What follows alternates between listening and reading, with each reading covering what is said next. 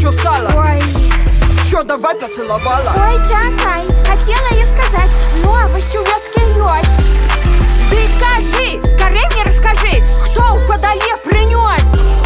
Кто принес? Кому подае? Не знаю, да ты кажи. Я не то, я хотела рассказать, про Зосиху сплетня ёсць. Што мне гэта твоя Зосіха? Каб ты мне што людскае сказала. Можа, хто вёз тебя рэменны. Паслухай, кажу пра Зосіху, ну. Ой, Кожны дзень вымалёваная ходзіць. Ці ў магазин, ці па двары. Яна ж такой ніколі не была, не прыхарашвалась. А цяпер і губы, і брові, і вочы, ўсё. дык ты, пэўна, яшчэ не чула. Што не чула?